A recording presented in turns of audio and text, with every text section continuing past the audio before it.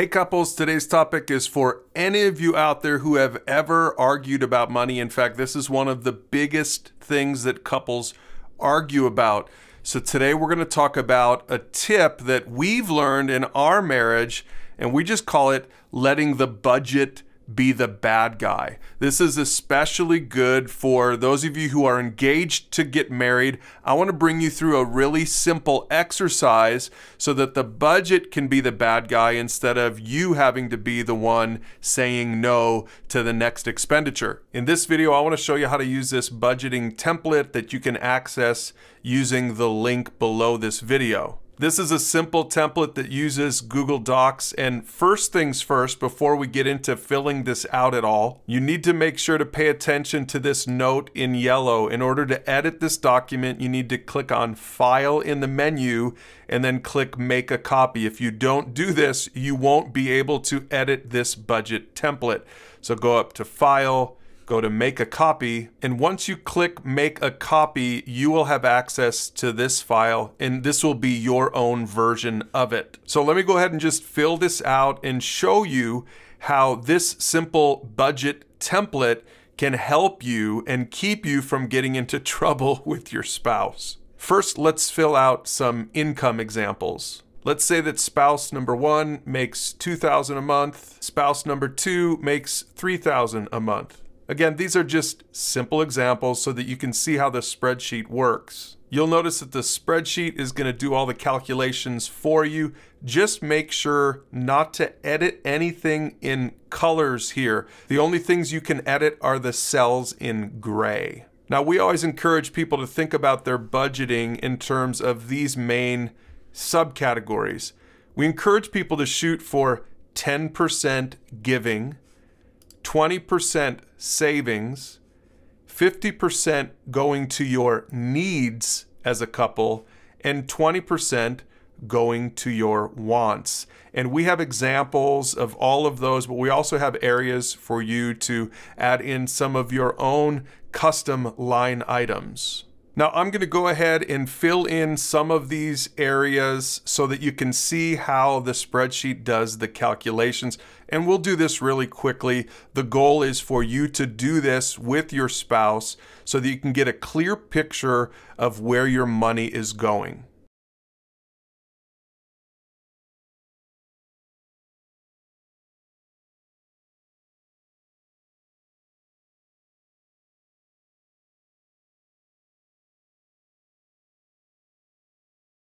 Okay, this was my first pass, and I want to show you how these numbers have turned out so far. This is probably how you're going to do it in your budgeting. It's going to take you a few tries before you really capture all of your expenses, and it'll give you a picture of what you see right here at the bottom, your balance. Now, the balance of $1,890 means that I'm to the good, that I've got an income of $5,000 coming in every month. And so far, according to what I've captured in the spreadsheet, I still have $1,890 to spend. Now, the goal here is to try to get your balance to zero out. In other words, you want to make sure that everything in your monthly budget is accounted for. And so I want to show you then that we've got some room to add to, say, our giving. Remember, the giving goal was 10%, and so far I'm only at 2%. So I can start budgeting a little bit more in the area of giving.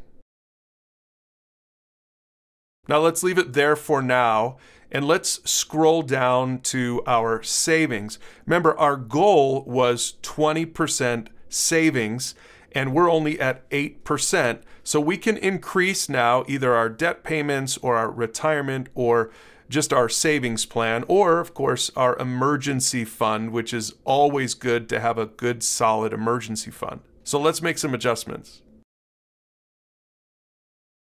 Okay, so now we're good. We're a little better. We're at 16%. We still have some room to increase it, but first let's take a look at our needs. Remember, 50% is going to go to our needs, and you'll notice that we're pretty close in this particular area, but we've got a little bit of room to go up just a little bit. So why don't we give ourselves a little bit more money in personal care And let's also increase our grocery bill, since that always seems to bite us in the end.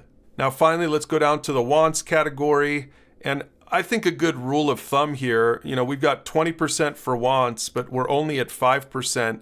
And be realistic about what you're going to spend on dining and entertainment and clothes and your vacation.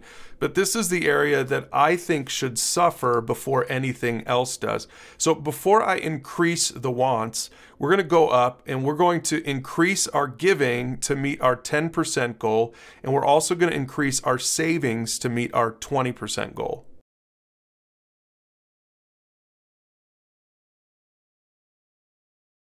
All right, let's scroll down to the bottom and see now what we have in terms of our total balance. And you can see we only have $770 left to spend. So let's go ahead and put 70 of it here in the needs category. Why don't we just increase our household? And the other $700, why don't we go ahead and give ourselves a raise in the area of wants?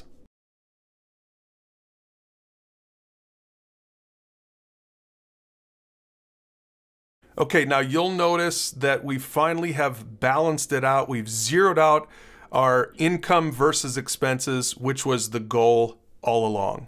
Now, here's the point to this important budgeting exercise. Remember, you want to let the budget be the bad guy in your marriage. So many couples fight over money. It's one of the main things that couples fight over. So the simplest solution to that is to sit down, spend some time, and make a budget. So when your spouse or your fiance says, I want to buy this one thing now, and the frugal spouse doesn't have to be the bad guy anymore. The frugal spouse can just say, is it in the budget? Let the budget be the bad guy and avoid the next blow up in your marriage.